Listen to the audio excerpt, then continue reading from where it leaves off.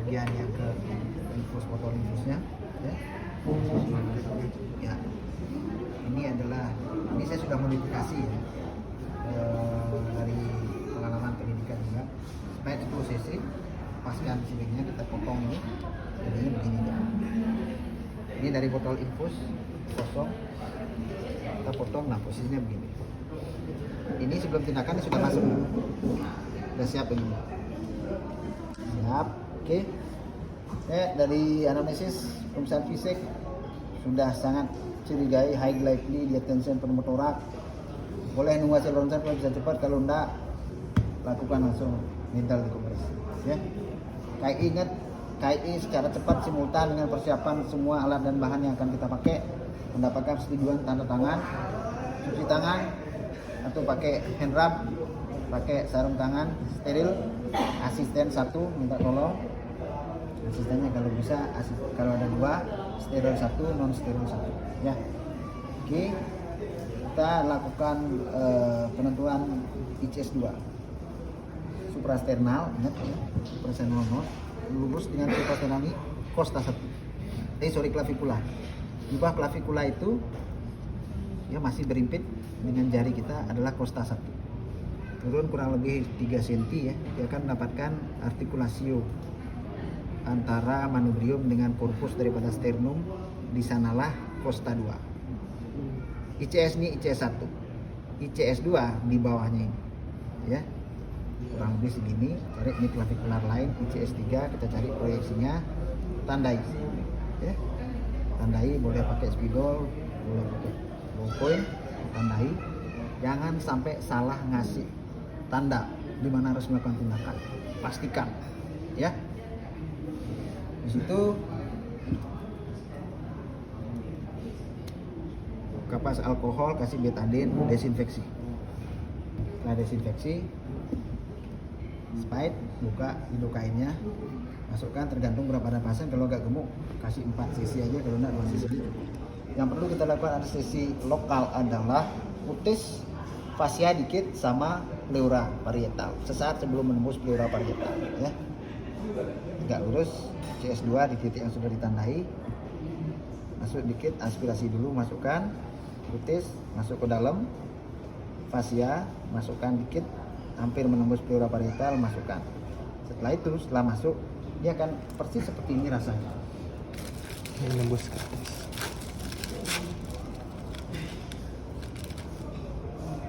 Nah, persis seperti kalau sudah menembus pleura parietal ya. Akan terjadi tahanan sesaat, kemudian cek pas.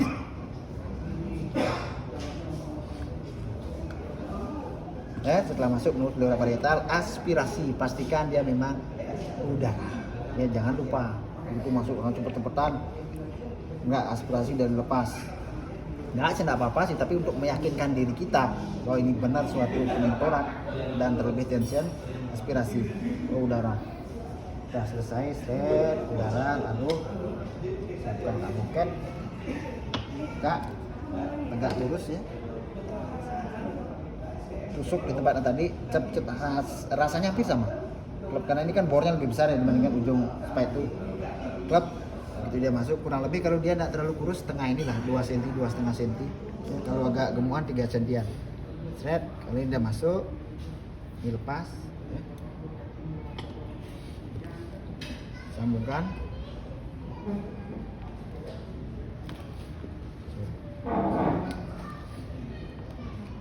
nah fiksasinya gitu ya. Ini kan udah masuk nih, makanya dia akan terjaga, dia nggak geser-geser ya. Geser-geser, ini difiksasi pakai Ivapik begini, sebelah sini juga begini, dia akan kuat, tight ya. Dan di sini juga difiksasi agar dia tidak bergeser. Masukkan dengan kedalaman 2 cm di bawah permukaan. Ini 2 cm ya? Ya kurang lebih ya.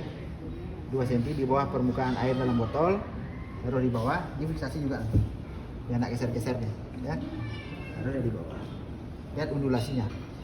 Biasanya begitu kita masukkan aboket,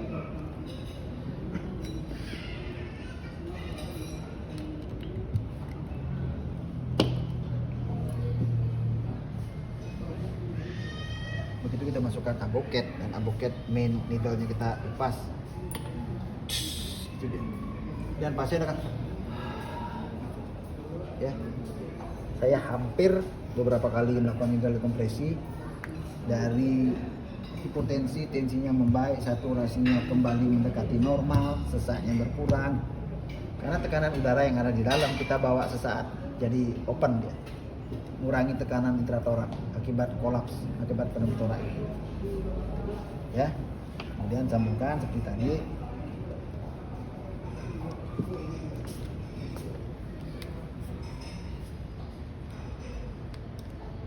Fiksasi, lihat evaluasi undulasi bubble-nya itu ya, masih ada bubble yang keluar, undulasi itu bubble, maka udara yang kelebihan tekanan udara akibat pneumotorak dia akan disalurkan keluar, dan udara yang di luar tidak bisa masuk karena sudah di-seal sama airnya ya. Kenapa 2 cm H2O itu ada penjelasan patofisiologinya lebih panjang ya. Intinya 2 cm H2O sudah bisa menjaga, menstabilkan perbedaan tekanan intratorak dengan tekanan atmosfer ya, sehingga memberikan kesempatan terjadinya pneumotorak oleh karena adanya lubang fistal misalnya untuk balance dia. Jadi berapa udara yang keluar, berapa udara yang tertimbun, terperangkap, segitulah yang dikeluar, sehingga paru mendapatkan kesempatan untuk perlahan-lahan mengembang ya. Tapi sekali lagi ini bukan tindakan definitif ya. Setelah ini ada BPJS misalnya ribut ya. Kalau dia KS umum dan kita siap untuk melakukan pemasangan selang dada, ini kita bisa pertahankan 1-2 jam sembari mempersiapkan pasien untuk kita lakukan tindakan definitif pemasangan chest tube dan sambungan dengan WSD ya. Nanti kalau WSD dilakukan di ICS 4, ICS 5 di triangle safety di sisi hemitorak yang sakit. Nanti kalau ada waktu kita ke WSD ya, tapi paling tidak untuk kasus tensi pneumotorak ini dulu dikuasai ya, memahami ilmunya, pernah melakukan tindakannya, dan di pasien juga confidence untuk melakukan ya. Simple sekali sebenarnya, tapi sangat membantu untuk menyelamatkan nyawa ya. Bahkan kalau tidak ada barang-barang selengkap ini, kita cukup ada alkohol swab sama avocat ini aja bisa cukup ya. Aduh, tensi pneumotorak terus fisik. Jadi mau saya nunggu ronsen, saya sering kali dulu di UGD di Sanglah. Biasanya di tension avocat sama ini aja bukan kita. Lepas alkohol, desinfeksi, coba lepas ronsen. Begitu ya.